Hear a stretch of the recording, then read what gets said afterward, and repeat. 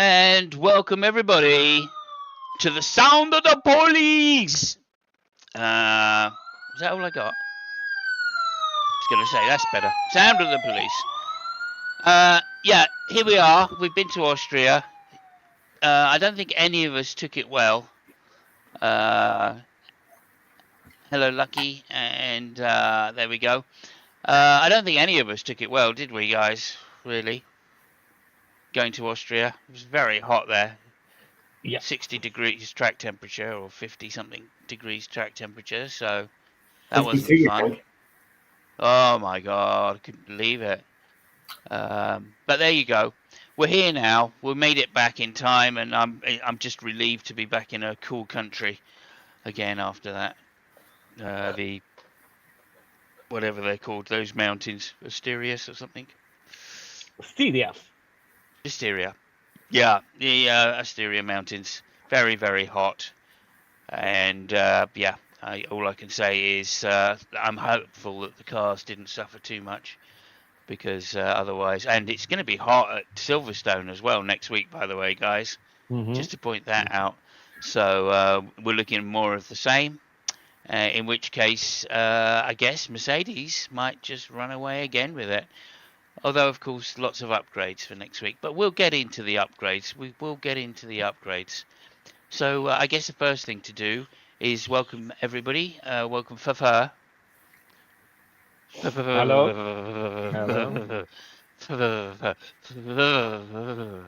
Fabio. And also Lucky. Good evening. Good evening, good evening. Thank you for joining us. And also to Robin out there, thank you. Hello, Robin. Good to see you. Thank you for the like.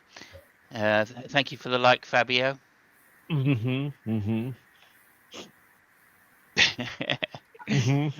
And Lucky, thank you for the like. You're very welcome. One of you hasn't done it. I know that much. There's only 3 likes. Okay, so it's Lucky. All right, it's Lucky. It's Lucky. It's Lucky. Okay, there's 4 now. That's good. Okay, that's great. So basically, yeah. Hello, Robin. Hi, guys. Thank you so much.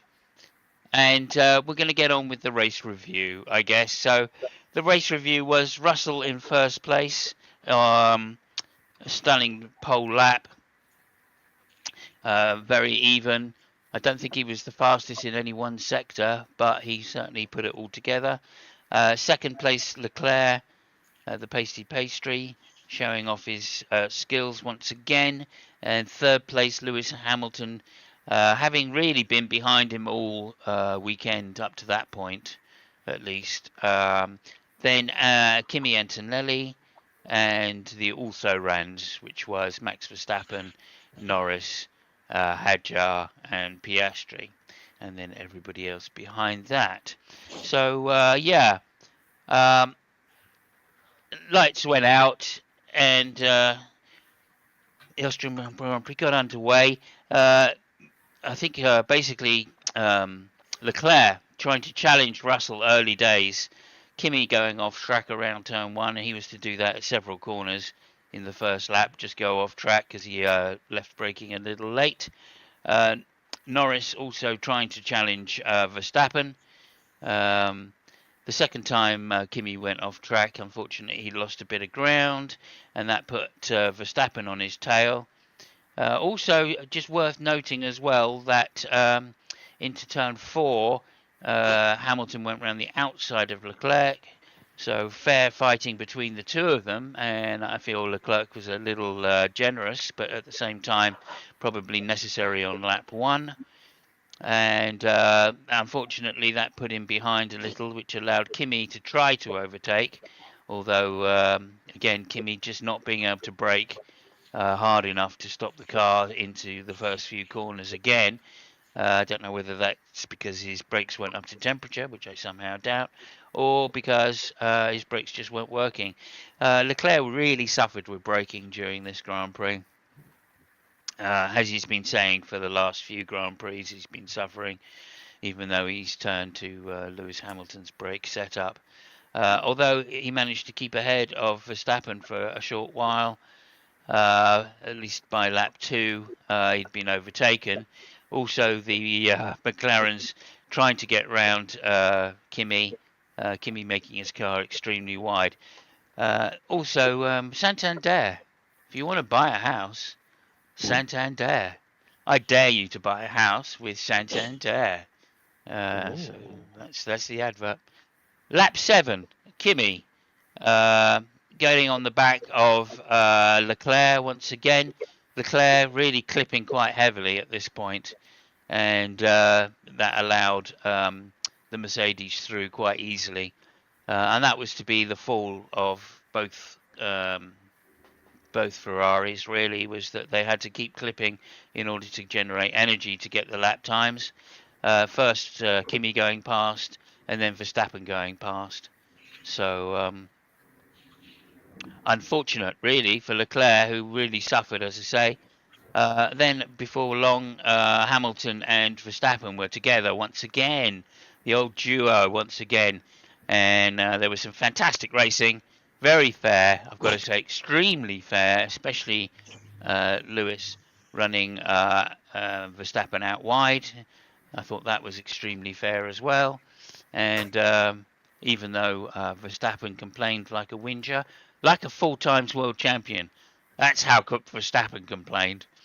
And it was good to see because, of course, he normally does that to everybody else. However, eventually, of course, Lewis had to give up the place because he didn't have enough energy. This is the Ferrari's problem. And it wasn't long before Verstappen was trying to get past. Once again, into turn 4 seemed to be the best place for Lewis. And that carried on right into the mid-race. Unfortunately, eventually Lewis ran wide, and that allowed Verstappen down the inside into turn 6, and he was away and gone, really, because Lewis had used all his battery by the end of the lap, and so needed to clip again. And so that was pretty much it, I feel. Eventually, yellow flag came out when one of the Williams Sainz's car decided to give up the ghost. I don't know why for now, but I'm sure one of my colleagues will tell you exactly why Sainz was out. Antonelli first into the pits from the lead, making Russell the new race leader, and Antonelli going onto hard tyres. So yeah, there we go. And of course, inevitably the safety car came out because Sainz stopped midway down the pit lane, so it took them a while. And then by the time they managed to get the car in through the pit wall, of course, they had to close the pit lane, which stopped everybody else coming in.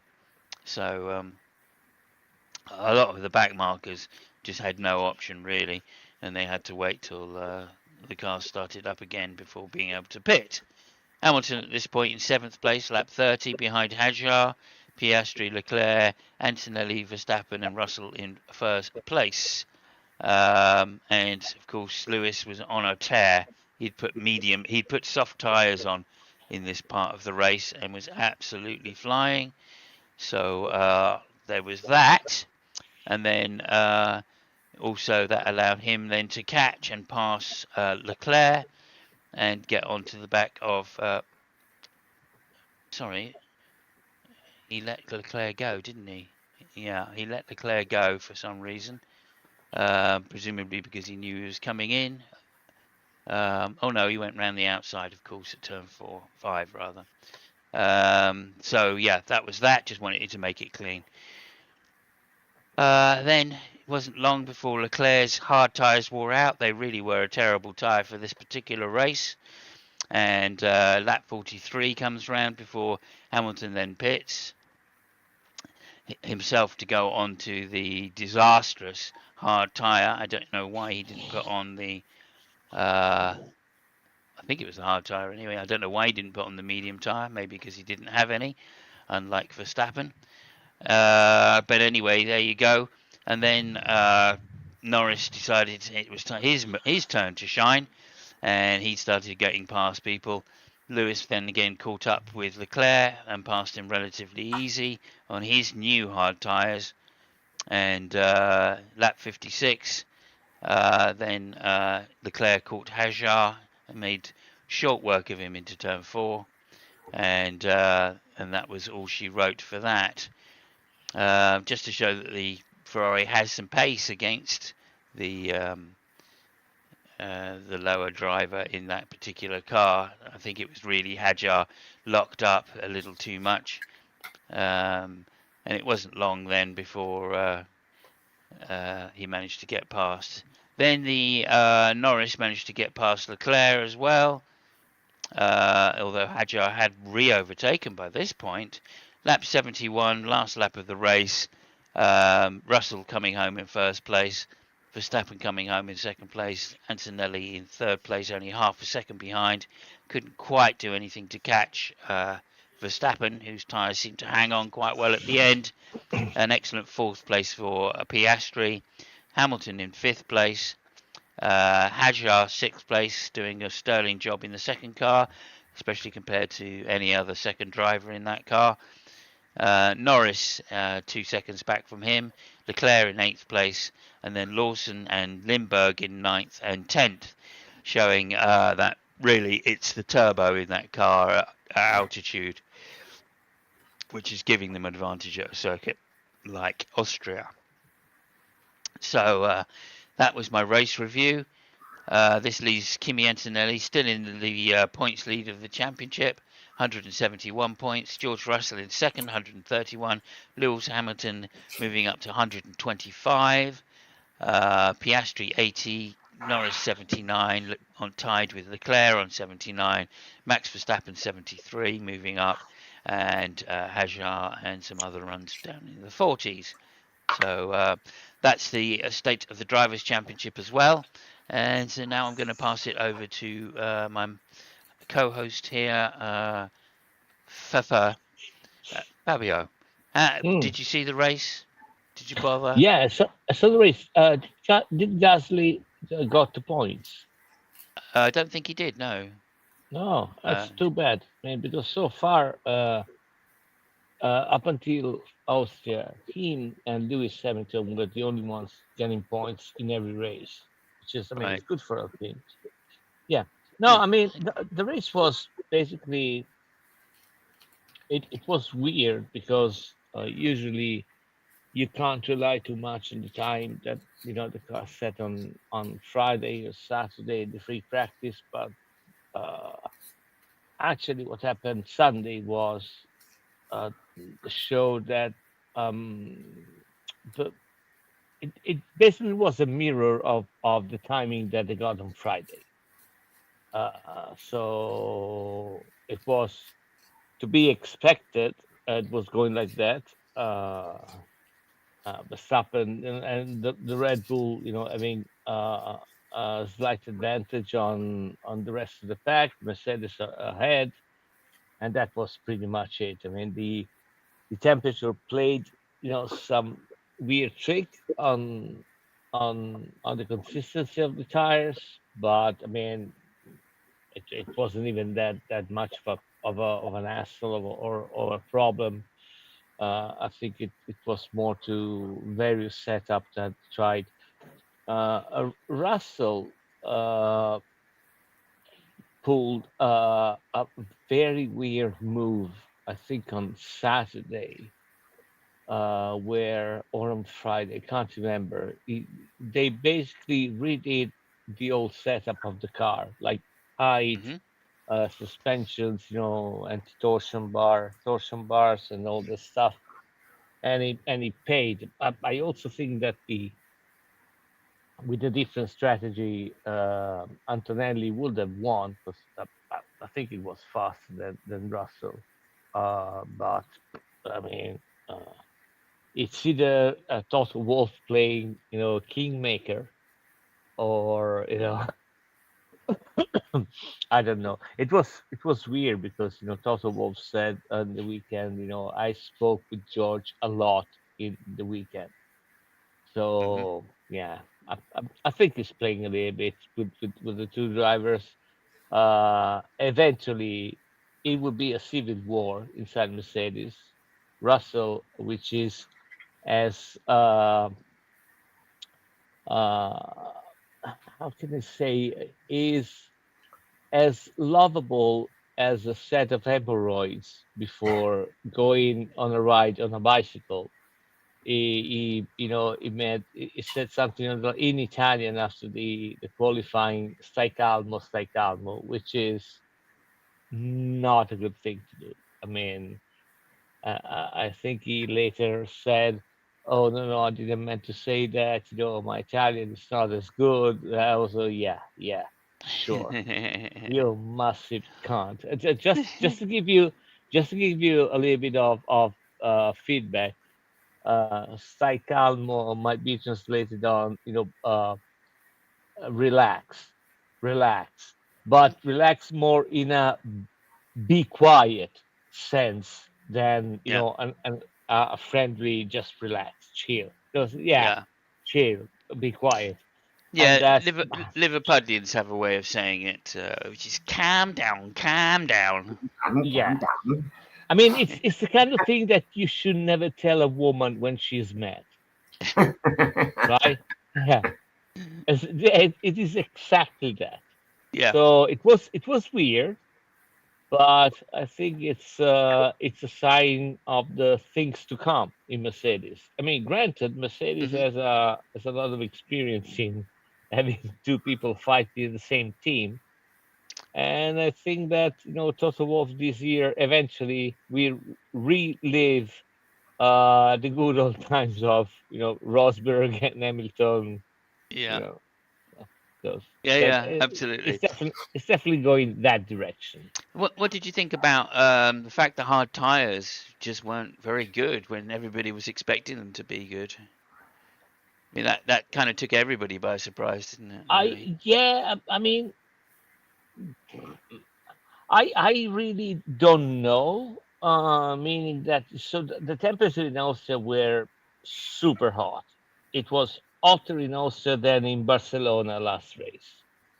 Mm. So there was that. So I would have expected that the kind of tires which were decided, and they usually decided ahead of the season or a few races before, they were not expected to have those kind of temperatures. So that might have been an issue. But I think everybody was caught by surprise by the temperatures and all that stuff. Mm. So Yeah, absolutely. yeah, Absolutely. yeah, I think it was more like a fluke in the conditions rather than a real issue with the tires per se. Yeah, no, I agree. I agree. And also the fact it was so hot and the Mercedes managed to not just win, not just finish, but win. When obviously the last few Grand Prix they've had problems with battery heating. Um, what do you think that's down to? Does that disprove the idea that it was in fact a component just overheating and shutting the car down? I wouldn't be so sure about that. I think that they they might have done something. We saw a lot of openings in the car, which were not usually there. I Mm, wouldn't be surprised if the issue that Sainz had on the Williams was something related to that because he had a completely electrical shutdown. The car just yeah. stopped. I mean, the steering wheel, everything just shut down. So I wouldn't put past the fact that they might have had the same issue. And as far as the other cars, they might have done, you know, some adjustments, in the cooling department or stuff like that. But yeah, I don't think I think the old problem is still sorted. That's what I'm saying. They try to patch it, but Hmm. yeah. Yeah, yeah, yeah. So track temperature was about 60 degrees centigrade, and I think the Hmm. temperature over Yeah, there roughly was like 42 or something like that. So it was extremely hot. yeah, And I don't know what that is in like silly units like or whatever, but it's really yeah, hot. yeah. Yeah. So yeah, I mean, other than that, the only other thing worth mentioning, I think, is what happened in the qualifying. I don't know if you want to talk it about a little bit later. Yeah, So I we'll will let let Lucky go on the yes, I'll race let first, and Lucky go on, then and we'll then we'll come probably back. spoke about that. Yeah. Okay. Lucky, over to you, sir. Did you see the race? Did you enjoy it? And any comments you'd like to make on it?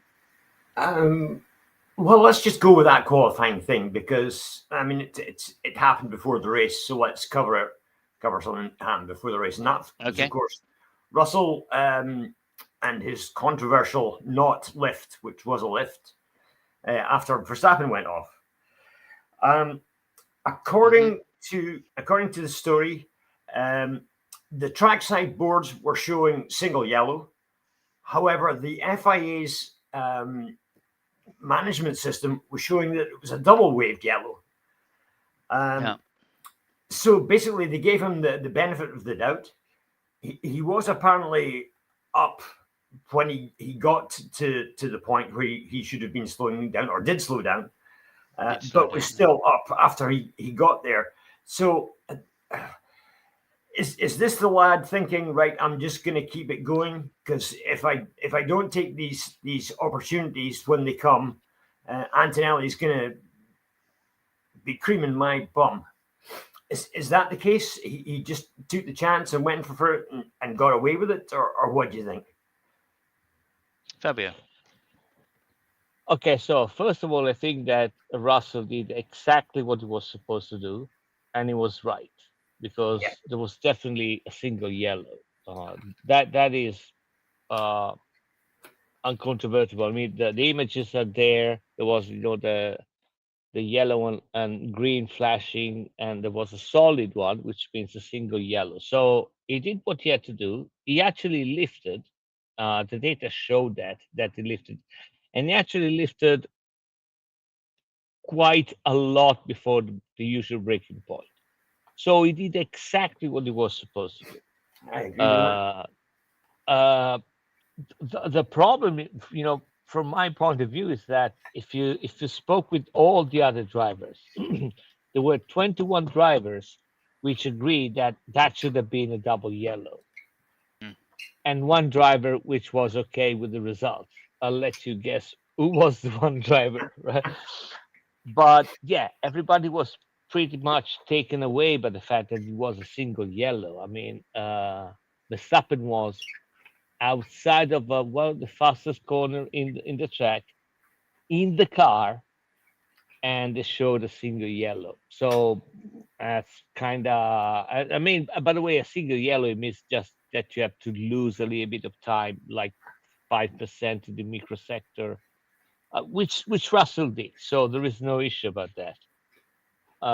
So yeah, it was. I think it was. Well, I don't think it was a mistake by the race director.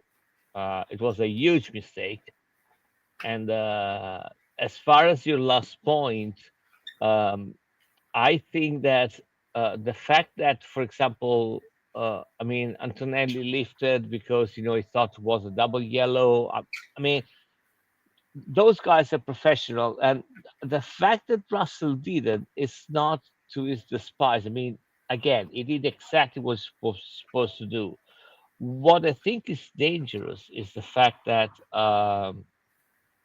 if that kind of mentality goes down in the lower categories, that might be an issue, because next time, okay, I got a single yellow. I mean, when the Williams stopped on the straight, there was a radio message from the staff, and Lambiase told him there is a single, I mean, yellow flag on the straight, the Williams is on the side, and the staff and say, oh, so yeah, that means that I can go flat out up until the car and then lift a little bit. I'm joking. So yeah, you see, nobody was happy with the decision, to be fair. But I mean, he was only acting on the information he had, Russell. And I mean, if it had been another driver No, in yeah, that position, if it had been any other driver in that position, they'd got themselves the pole position. Uh, they wouldn't have been complaining. They would have just been saying the same thing. I acted on the no. information I had. I said it at the beginning. I mean, Russell can't be blamed. He did exactly what the Yeah. rule said he should have done. So there Yeah. is no question about it.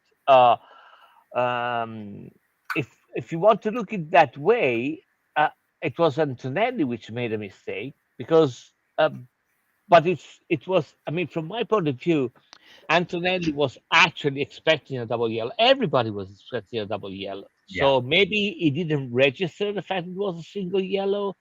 The communication on the radio was, I wouldn't say confusing, but it might have played a little bit into the side because Bono said yellow, yellow, yellow, yellow, uh, which is the code for single yellow. Okay, just repeat. If it's double yellow, they say double yellow, double yellow. But again, if you see what happens, you actually can see the car ahead of you because it is outside the track and you can actually see it. Hmm. You register double yellow. I mean, okay, this is something I got to lift. I mean, Russell was faster, smarter. I don't know. I mean, just so it just did what it's supposed to do. It's more, in my opinion, it's more a mistake of the race director rather Mm. than Russell. I can't really blame him. Even if He didn't really have much to lose. I mean, he was going for the pole lap. Well, he certainly You did know? if he got caught doing something. If it was a wave, double waved. Well, yes, but it Then wasn't a double wave though. That's the he, thing. I know. He took his chance and he benefited from it. So good luck to the lad. I'm sure if it had been another driver in that position, like Hamilton or Verstappen, they would have done exactly the same. that I'm not sure. I'm not sure. Verstappen Yeah, maybe. yeah. I think Verstappen probably would have known. Alonso knows that. I mean, he's lifted for single waves before and barely Yeah. come off the throttle. Uh, so they're all of the old guard drivers know that. So Hamilton probably yes. Antonelli, I understand why he didn't because it's not part of the lower category rules. Remember, there was a big crash is it Formula 3 at Spa? With the same thing happened. Was it Spa or was it? I Yeah, it can't was Spa. It was remember. definitely at Spa, Yeah. and I When can't Hubert remember died. which. If it was F2. Sorry again. Was that when Hubert died? Yeah, Yeah, yeah, and that was that's yeah. that's when they started saying, right, we're going to double yellows now. We're not going to have any more of this, single yellow waved before the corner, which is why I was so surprised as soon as I saw Verstappen go off. By the way, I've just got to say this as well. Verstappen claimed there was a problem with his car and his DRS. Okay, which is why he crashed. But if you look back at the footage, he also had like two wheels, like almost over the curb, right, going Yeah. through I there at mean, max speed. So I don't believe that, like, Red Bull came out straight away and said, "Oh yeah, no, it was nothing to do with Verstappen making a mistake or anything." Now it looked like Verstappen made a mistake to me. So yeah, and they showed some footage of maybe the DRS hadn't closed properly or some shit. But I just don't think so. I think he genuinely made a mistake there, and that footage comes from after the crash. So yeah, and that's just how much pressure is on Verstappen to maximise and the performance of the car, right? Like we talked about at the beginning of the year. If they don't give him a car that can win, he's going to push it to the point where even he, with his legendary car control, can't control the car. And that was a good example of him making mistakes because, is that you got thunder coming in, Fabio? Did I? I was Yeah, hearing something. There might be, yeah, yeah. I just saw some thunderstorm lightning somewhere. in the background. Yeah, Oh, yeah, yeah, yeah, yeah, yeah. There is. Yeah, there yeah. is. I mean, it's Fantastic. way. Yeah, Yeah, it's way gonna get. east. I don't think it's gonna come here, but yeah. Okay. Oh, and a bit more. Anyway, yeah. So, like, I do think that that's the case. Verstappen again making mistakes in dealing with Hamilton, right? And Hamilton getting down the inside of him and then running him off the road. And then Verstappen getting on the radio straight away, complaining about it. Just goes to show you how much pressure is on Verstappen, I think, and it's good to see. It's good to see. It really is. So Well, it's we're good to gonna. see somebody giving Verstappen his own medicine. I'm sorry, guys. Okay, you guys Mhm. keep talking on because there are big drops of rain coming. Not too Okay. many, but Okay. it might turn into. So Yeah. you Get guys yourself keep inside. talking. Yeah, Yeah. yeah, Yeah. yeah, We'll cover. We'll cover. No problem. yeah. Yeah. Yeah, So go I ahead, think Lucky. he was maybe getting a bit of his own medicine. It was all right. These occurrences were all right when Verstappen was the guy that was coming off best Hmm. at the end of them when he was winning world championships and every race. Yeah. But it's not quite so acceptable when he's on the back foot. That's right. That's right. So I think that he was getting, as I said, a taste of his own medicine this last race, Yeah. and that's maybe something he needs. Yeah, and it certainly put him in the mood, right, to then concentrate on the racing a little more and to re-overtake Hamilton and get right up there. Well, So I was going to say, what do we think as a driver of the day, Verstappen? I think Verstappen did pretty well in that Red Bull. Oh yeah, yeah, uh, definitely. I would say he was driver of the day. I would totally say that. Russell, even though he won the race and was basically lights to finish leader, he was under pressure the whole time, especially towards the end. Verstappen was quicker than him. Antonelli was miles quicker than him and quicker than Verstappen. So I mean, even though he got the victory, it was less than 2 seconds. Whereas when Antonelli was winning, it was a dominant margin. I But I won't I won't give a prize to Russell this week if my life depended on it. So yeah, yeah, I don't yeah, know. I thought, well, for a start, I mean, Russell played a blinder because he set up his car the best. Right, that's what it came down to. Right, so he knew he recognized that tires were going to be the issue, and he set up his car to conserve his tires as much as possible, which is why everybody was able to catch him up, just not fast enough to overtake him. yeah. So I do think he played a blinder in that sense, and that was the change he made. Going into qualifying, I'm amazed that he got pole position. I really am. But I think that that's due to the mistakes of other people more because their cars were so on the nose. Certainly, Verstappen's car was on the nose, and I think he made mistakes during his qualifying lap or final qualifying lap, the one that counted. Plus, he didn't get his final qualifying lap in, and he was up before he crashed. But that goes to show you, that oversteer that he is so, you know, renowned at handling. It's just too much for him. So that car is a complete dog, really. And if that's the only way they can get speed out of it is to put that much oversteer on it, then that doesn't bode well for the rest of the season for Verstappen because he's going to be making mistakes all over the place, really. He And was again, certainly trying this what? weekend. Yeah, I mean, he braked late, right? Quite a few times, and Hamilton got the better of, managed to undercut him and got the better of him in that battle. And it wasn't until the clipping and the battery started, he realized, right, I've got to save my clipping and my battery to overtake them and pull away from them in the last sector. And that's when Verstappen managed to get away from the Ferraris, who really had battery problems as far as I could see. Well, Certainly in as terms we're of recharging. moving on, as we're moving on to the subject of Lord Sir Lewis Hamilton of Stevenage, CBE, Hmm. KGB, CIA, he Yeah, yeah. he FIA. he's Yeah.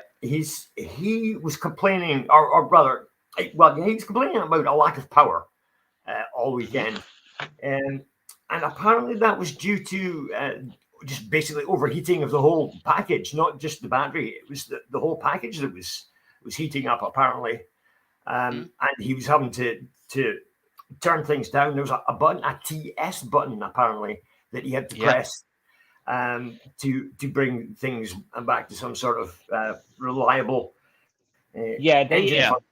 They both did. Yeah. One issue during the race, but it was almost immediately back to race mode.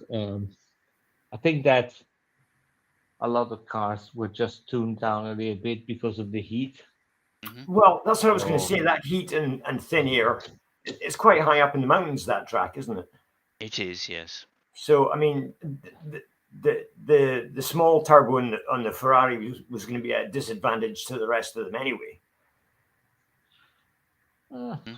Yeah, and they certainly seem to be better at the start, the larger turbo cars than have been of late, and the Ferraris kind of got swamped. But okay, I have a question here from one of our viewers, Robert Webster. Do teams only get so many sets of each style of tire? Yes. Yeah, they do. They get an allotted set of tires and type of tires per race, and that includes qualifying, practice, and all the stuff. Unless it's wet tires. Yeah, I think it's 2 hards, 4 mediums, and 8 softs, or something like that. Maybe 6. They change from race to race. Yeah, Pirelli bring their own sort of recommendation tires, and that's the tire that you get as a team. Well, no. It's not a recommendation. It's not a recommendation. They're just given a number of tires and a set of tires, but they're different from race to race. It depends on the track. That's what I meant. Yeah, that's what I meant. Yeah. So, well, the number isn't different though. It's always 2 sets of hard. Yeah. Oh yes. Well, I'm not sure it's always 2 sets of hard or whatever. I think that in some instances they might have 3 sets of mediums and 1 set of hard. It depends, but I'm not. Yeah. Yeah, I'm pretty sure it is. It's been that way for the last couple of years. Jimmy Tux, hi, good to see you. Thank you so much. And he says, love the top secret thumbnail. Thank you very much. Kurt Russell. Kurt Russell wins. Part of the joke. Something we better talk about. All 4 Red Bulls in the top 10 this weekend. Yeah, again, I think I mentioned that briefly, which is they have the biggest turbo. And of course, at altitude, that's going to pay them dividends. Yeah. So that's probably the reason why the Red Bulls were super racy this weekend, because they're at altitude, and because they've got the biggest turbos. Well, I mean, Hajar managed to get 6th place in front of a McLaren and a Ferrari. So I mean, he's doing pretty well. Lawson and Vlad the Impaler, 9th and 10th, the 2 last points positions. So all in all, it was a good weekend for Red Bull at the Red Bull Ring. Yes, as you'd expect, of course. Just like when we get to Monza, we're going to expect the Ferraris, and we're at Silverstone next week, of course. So I'm expecting Mercedes to be right up there, because of course they're based very close. I would like to say I expect Aston Martin, who are actually based at Silverstone, are going to be right up there. But I think they've basically they're just running ice creams into the circuit for people. So. Well, now that we're talking about the shit teams, Aston is not bringing any new upgrades because they will. I think in Hungary they will bring a whole new car. This is how good that car is, and also talking about shitty teams. What the fuck is Cadillac doing in the F1 championship? Really?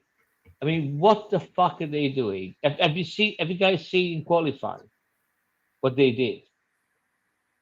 Yeah, I think so. I mean, I watched qualifying, but you They remind me. they couldn't get out of the garage.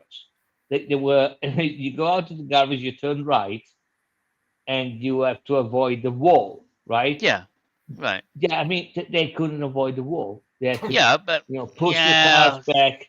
Fabio, I mean, Fabio, Fabio, Fabio. They're an American team. They don't know how to turn right. It's what the actual fuck? That They're was, just they're not used to racing cars that turn right. That's just simple as that. I've never seen anything like that even Oh in no, the, it's happened a few times. in Remember? go karts. Yeah, The two of them, both of them. yeah, absolutely. Jesus Christ. Yeah. Well, I don't know. I mean, but it has happened a few times in some tight pit lanes, hasn't it? Where cars have had to be, pull out a little bit, then get rolled back, and then, you know, yeah. Verstappen hit the wall at Silverstone a couple of years ago, if you remember, he coming did. in again. He did. Yeah. His front wing off. Oh, here we go. Robin's soccer account. No. One grumpy old man. What are you, Robin? What? That's not your sock, surely. Okay, well, if it is, that's Yeah. fair enough. Anyway, I think that's, did we cover everything? Yeah, I think so. I mean, we covered the Yeah. race, so that's good enough for now.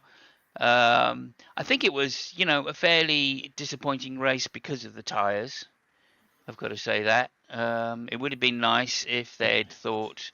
I mean, everybody knows it's a high wear circuit. Here we are in July, right? And I think the FIA presumably, instead of bringing the softest in the range, could have bought mediums or in the range or something like that, because I think it was whatever it is, C3, C4, C5, and they could have bought slightly harder tires again, knowing that this circuit is a tire killer. It was a pretty disappointing race because it's a fucking car track. It's a 1 minute 5 seconds car. I mean, I have done more exciting tracks with slot cars than in Red Bull Ring, which is, I mean, it's Yeah, absolutely.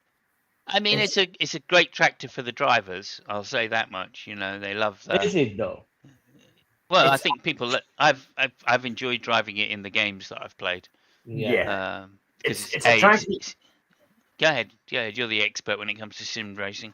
Well, I was going to say it's a track that you can get into a groove, because it's quite short, Yeah. and the corners aren't that complicated. I mean, there's only sort of one place that you're having to come all the way down through the gears to get into a corner, and that's turn 3, and the rest of them are just sort of you drop a couple of gears and you power through a corner. So it's a really easy track to get into a groove and get going. But I think the temperature, as Fabio and you have both mentioned, the temperature this weekend caught everybody by surprise. I don't think anybody realized it was going to be just quite as warm as it was. Yeah, I mean that's what I mean. But these guys, professionals, they've got very expensive weather systems, and yes, the FIA choose tires a lot earlier, but that doesn't mean that they couldn't have changed their minds like 2 weeks before when they found out that even it was going to be later than that. I extremely mean, Austria is attached to Italy, really, isn't it? I mean, they could have got some Pirellis up and a couple of trucks from Italy, couldn't they? It wouldn't have taken it that long, surely. I don't think it works like that. Unfortunately, not. No, the FIA need a cut first. They need a bit of a backhander, right, before they change anything. The only thing I want to see before going away with the race, I think that Leclerc has made a massive mistake, and he should switch brakes again. Maybe. I mean, Well, I things are don't know because like Lewis was struggling with his brakes as well. Both Ferraris were struggling with the brakes, and in my opinion, they haven't gone far enough. I think they need to change just get rid of the Brembos completely and go to No, carbon no, no. steel. I think no. Definitely, Leclerc has got to go back to the full Brembo set because the way Leclerc has always been a driver. One of his strong points was the brake, under braking, and since he changed them, it's gone to shit. I mean, he wasn't driving the way he usually drives. Hmm. So I think he made it, but Noticeably, yeah. we'll see what happens. Yeah, noticeably. But I think that that they've made a compromise, and normally with a compromise in Formula One, it's a bad way to go, isn't it? You either go one way or you go the other. You don't go down the middle. That's well, normally never a good thing to do. the situation at Ferrari is basically changed 180 from last year. We had Leclerc was the man at the Ferrari team who was consistently beating Hamilton, and Mhm. it's just basically swapped over this year. Hamilton's Mhm. the man beating Leclerc all the time. I think it's a little bit more complicated than that. There is the fact, compared to last year, the change of rules has been massive. Lewis has never liked ground floor cars. He's never performed well with ground Mm. floor cars, even when he was Mercedes. It's not his cup of tea. While Leclerc was, his driving style suited him a bit better. And now they've reversed, and I think that Leclerc is suffering more the new rules than Lewis is. Mhm. So, yeah, I understand what you're saying. I think it's reasonable to say that. I think that the old scenario is a little bit more complicated than that. I think it has a lot to do with the driving style of the two drivers. Yeah. But anyway, I said, we're done with the race. We never get at the end of it if we keep on going like this. Is there anything else you want to add to the race before we move on? Lucky. Well, not really. I think we better mention that there was one. Where did he come? I think, yeah, Lance Stroll, not classified um, in 19th place.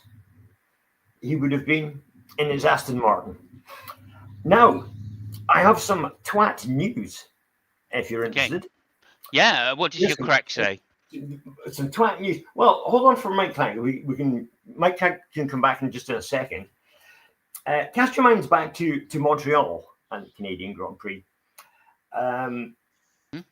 Round about lap 40, I think it was. Stroll was running 15th, second last car or something like that. And they'd been informing him the gap to the car behind. And he said, listen, stop telling me what's going on. I'm I'm competing the race for the mechanics, and that's it. And then he said, and Lawrence. I'm completing the race for the mechanics and Lawrence. That's it. That's what he said on the radio. So Yeah. Canada's number one starter only Hmm. races for mechanics and his dad. Most successful Canadian starter of all time. Absolutely. Yes. Now, Yes. I did ask our good friend Mike Crack about this. And Mm-hmm. what does Mike And Mike Crack Crack say? said, Lance Stroll, what a twat. Good. Yeah. Good. Yeah. So I just want to add in a couple of things, really, which is to say there's been a bit of an issue.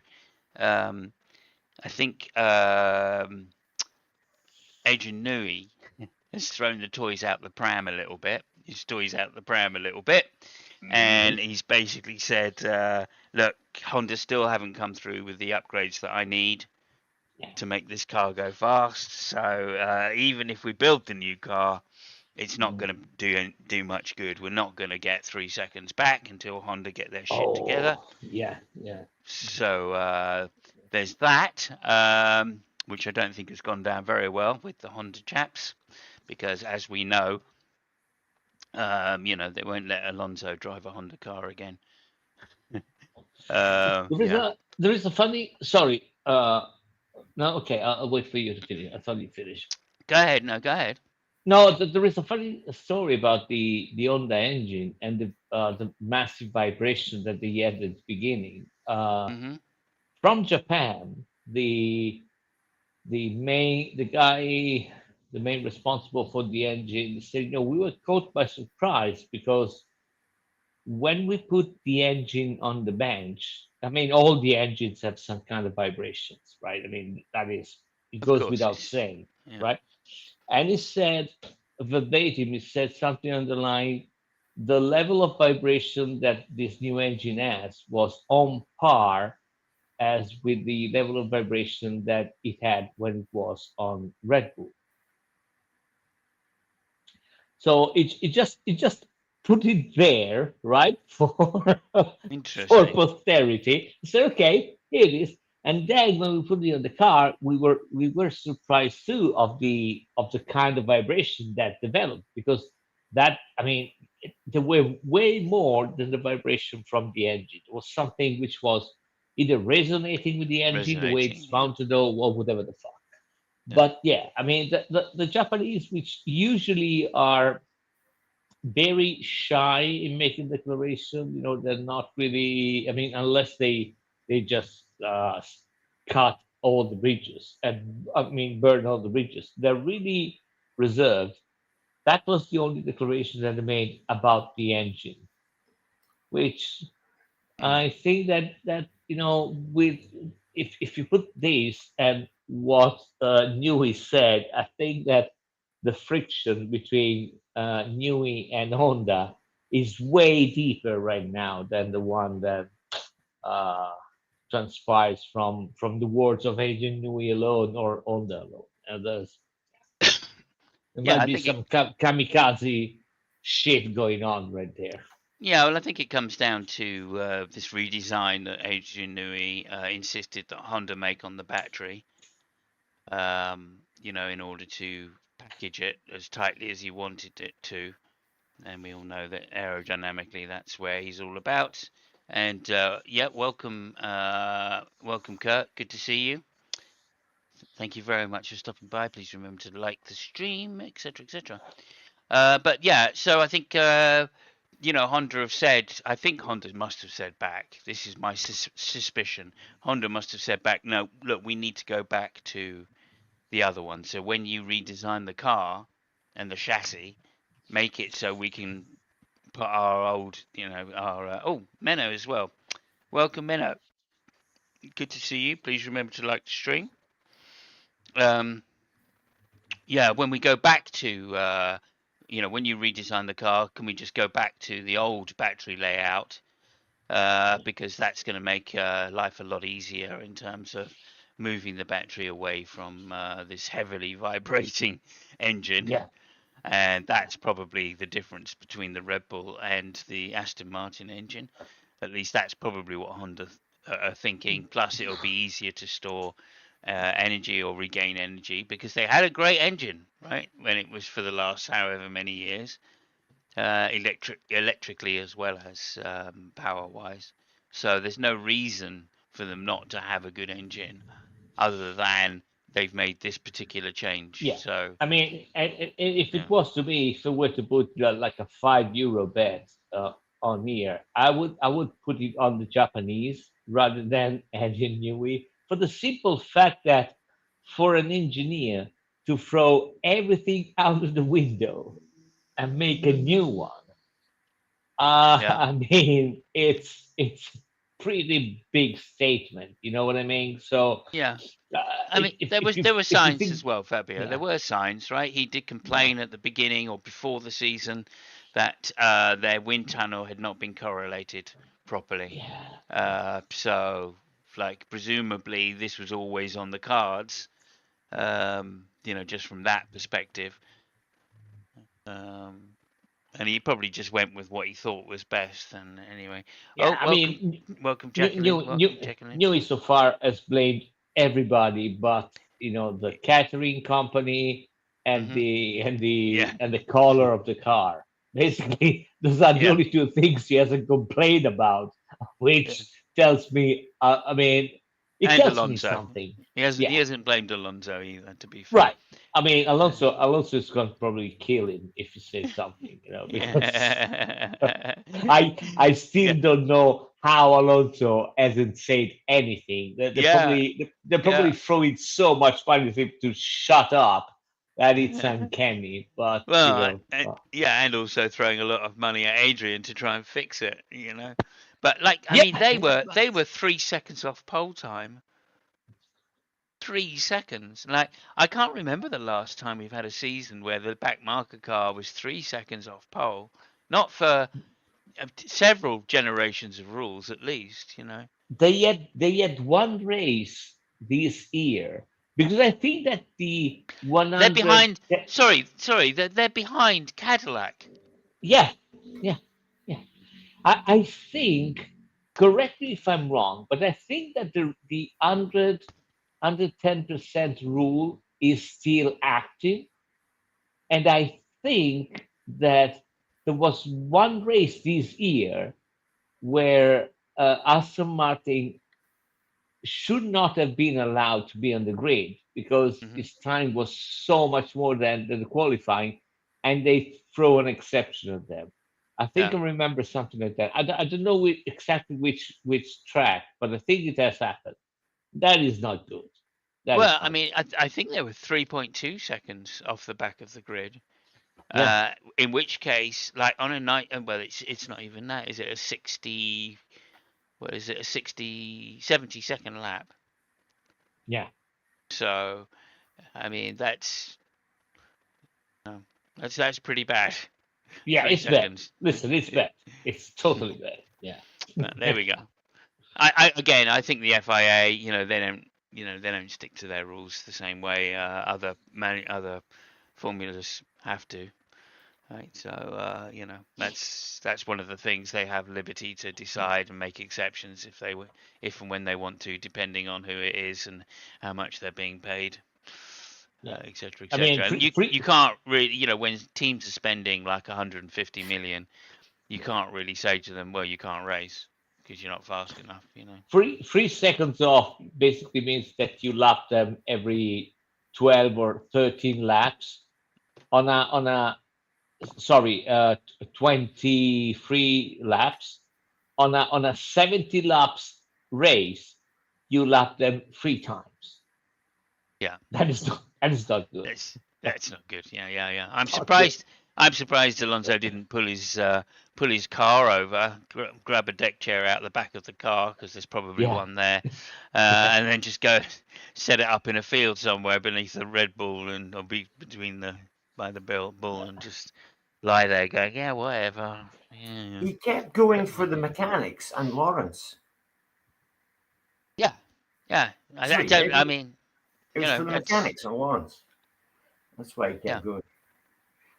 I mean, this is the only team that is gonna make Alonso race anyway. So Yeah, that's true. So if he wants to keep racing, he has to eat a lot of Got no choice shit now. and keep going. Yeah, Yeah, he's got because no choice now. yeah. Now he's been in this situation for ages, and like he famously, Alonso is a bit of a shit to have in a team, right?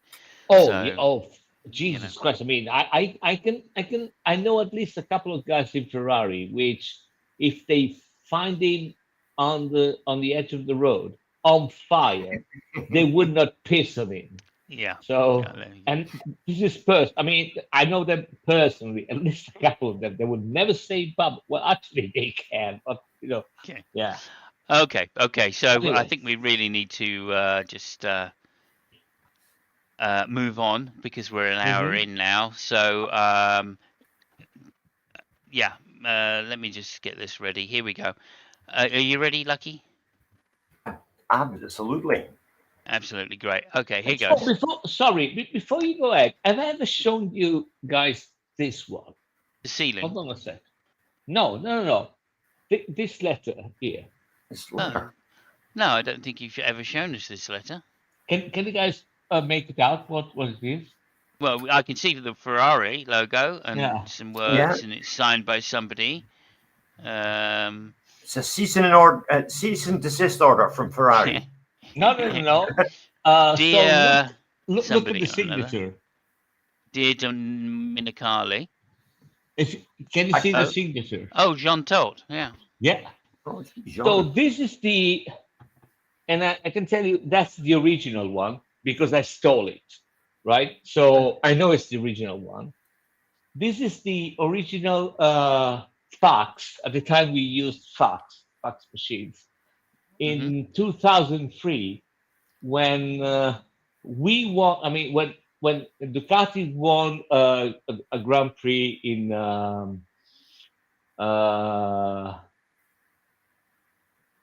can't remember, maybe it was Barcelona, I can't remember which was, and Jean Todt sent a fax to Domenicali, was the technical head officer of Ducati at the time, congratulating on the victory. And while it was in Canada, blah blah blah blah. So yeah, I mean, and that's the original one. I can vouch for it because again, I stole it. So it's Fair enough. Yeah, that's very cool. That's very cool. yeah. Okay, so let's just move on then, and yeah, let's just play the theme tune, and then we'll get on with the thing. And if somebody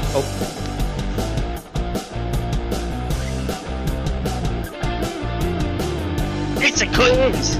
It's a myth. It's a myth and a quiz, or a quiz and a myth. You decide. You decide whether it's a quiz or a myth or a quiz and it's a quiz. It's a myth and a quiz. It's a myth quiz. Myth quiz, baby. Myth quiz, baby. Baby, it's a myth quiz. It's a quiz. It's a myth. It's a myth quiz, baby. Myth quiz. It's by Lucky. And here it is. It's Lucky. That was a bit of a punk vibe, wasn't it? Yeah. I gave it a different vibe because my voice is not feeling so good today. I was definitely getting a bit of a Cockney Rejects vibe there. Yeah, no, I was trying to. Yeah. Okay. Alan, what did Alan? I didn't see what Alan said because you took it off the screen. What did Alan say? Alan said this is so funky in more ways than one. Thank you very much. You better believe it. Funky. Okay, gentlemen. Jack Brabham, as you'll know, was a 3 times world champion. Sorry, who? Jackie who? Jackie Brabham. Oh, Jack Brabham. Yeah, okay. Yeah, that well-known Scots-Australian, Jackie Brabham. Yeah. Anyway, Jack Brabham won the title 3 times in 59, 60, and 66, as I'm sure you're well aware. Oh, very well aware, yes. The first 2 times he won in what sort of cars? Or what sort of car, rather? Was it a BRM? You're close. You're close. Okay. Cooper. Cooper, exactly. That's exactly what it was. And in 66, he won his 3rd world championship driving a Brabham. Of course, the first world champion to win the championship driving his own car. But it was a Brabham car with what kind of engine? And that's the quiz question for today. What sort of engine was it? 66 Climax. Winning car. Sorry, what did you say? Climax. No. Climax was with the Coopers. Cooper Climaxes, if you remember. Was it a Ford? It wasn't a Ford. Interestingly enough, I think that Cooper Climax engine, did that not start off as a static fire pump engine? Was it a BRM? It wasn't a BRM. Fuck me. That's why I guess BRM to start with, I think. But okay, so look, it's not going to be that. It's not going to be that. I don't know. I mean, maybe a Yardley or something. Maybe. No, That was... Yardley. Oh no, we're We're in the 60s still, aren't we? We're in the 60s. Yeah, we're 66. Yeah. 66. Okay, so Was it that? I mean, Lotus Climax. I think it maybe can't have perhaps been a said- Matra engine. it wasn't a Matra engine. Would you like a Okay. clue? Yes, please. Yes. The engine actually came from his home country of Australia. Holy Oh. shit! What the fuck was that? Was it a didgeridoo? Well, that might have been involved. I can't think of any car makers in Australia. Was a Holden? Holden. No, it wasn't That's a Holden. good shout. It was a company that actually makes. General Motors, maybe they've got an Australian. It wasn't a General Motors engine. It was actually an Australian company. It wasn't like a subsidiary of a bigger company.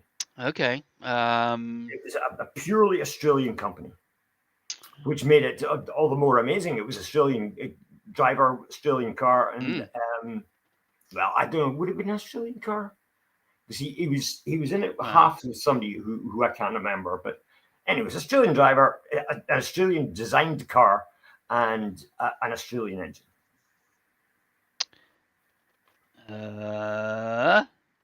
Holy shit! Can't believe it. And I believe the company is still on the go. It still modifies cars to this day and builds racing cars.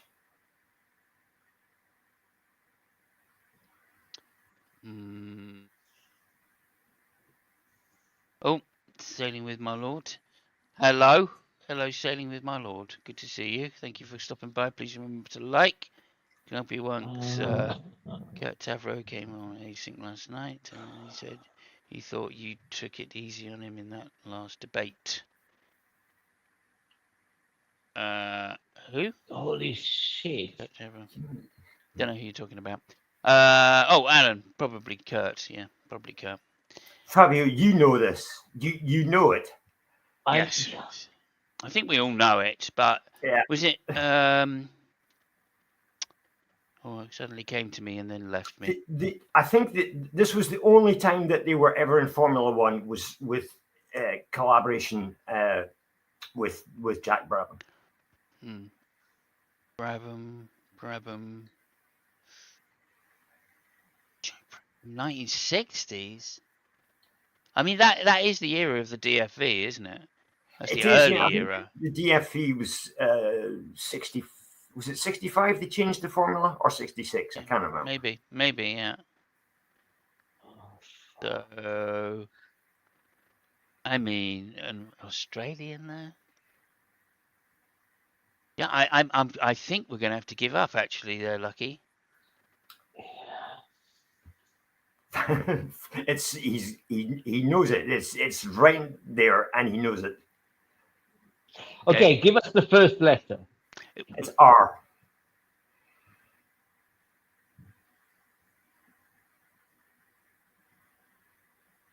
Ruston? No, not quite. No, I gave up. Okay. So Okay. too hot. It was Repco. Repco, fuck yeah! There we go.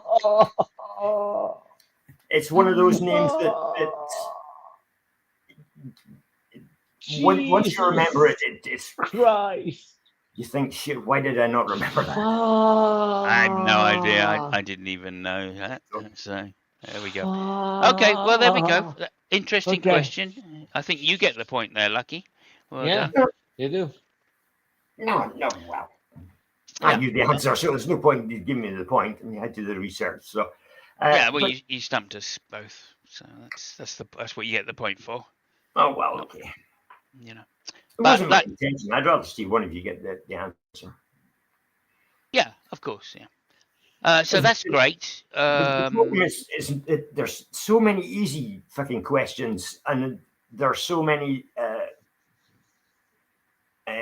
really, really hard questions, and it's striking a balance where we know you're going to maybe get the answer, but not too easily.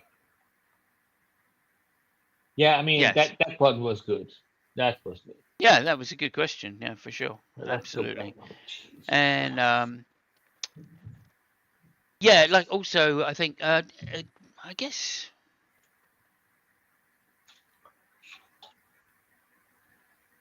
yeah. Anyway, let's not go down sidetracked.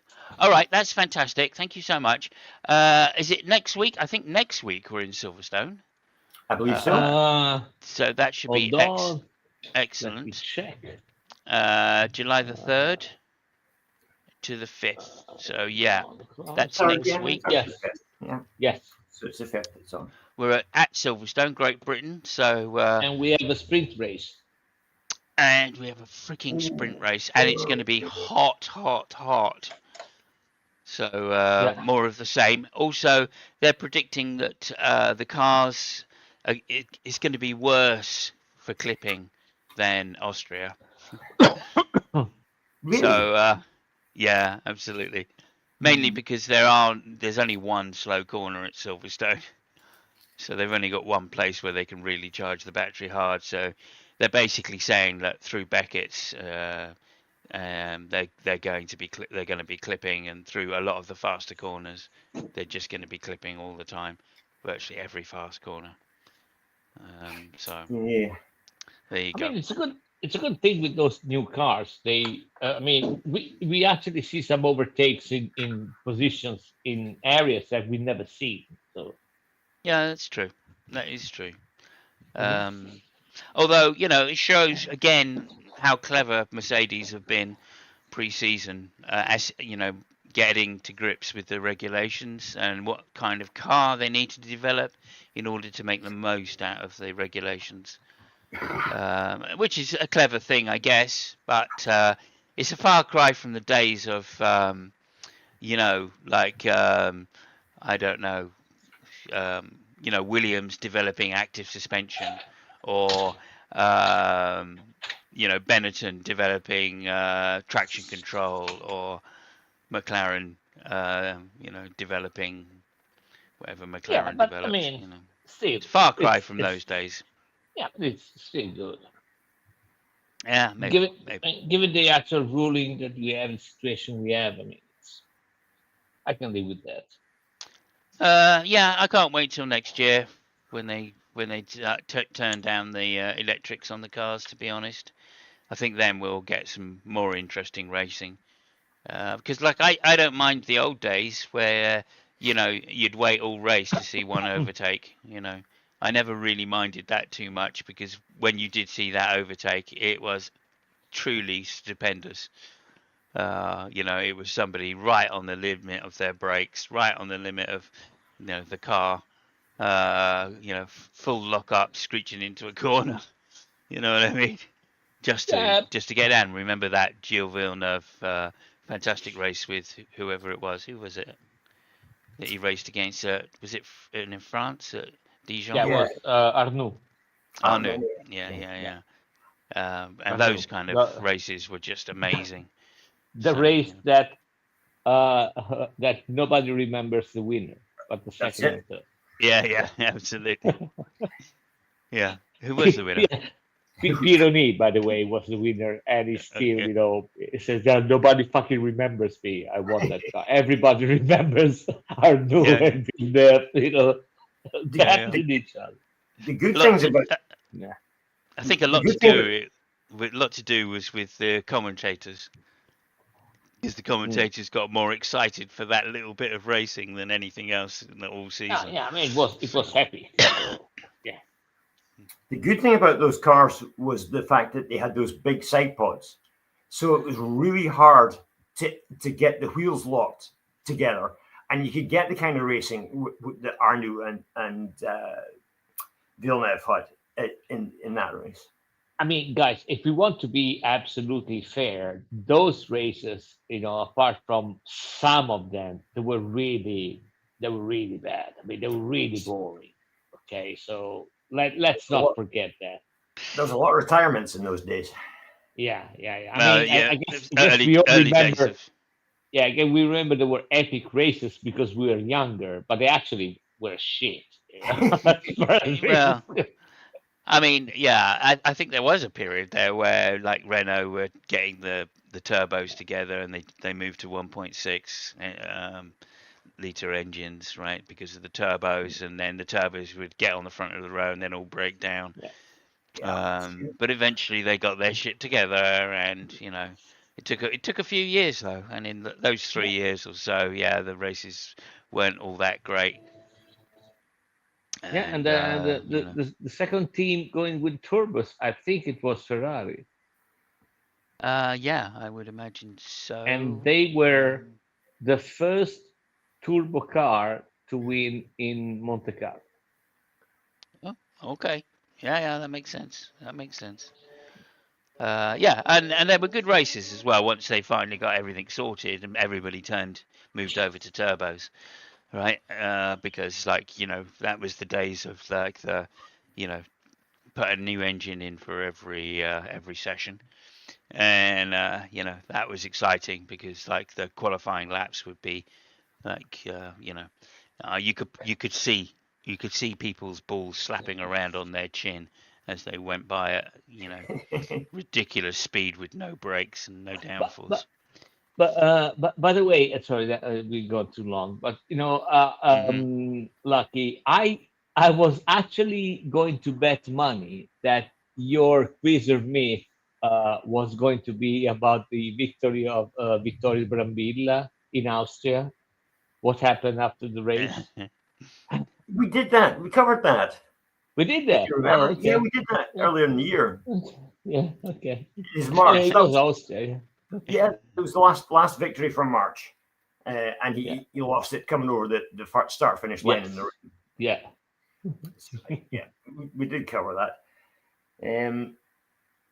Hmm. Yeah. Okay, Okay. guys. See you Thank next you. race.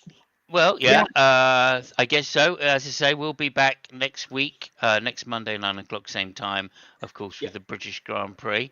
Is there anything else, any important you've got to say, Lucky? Um,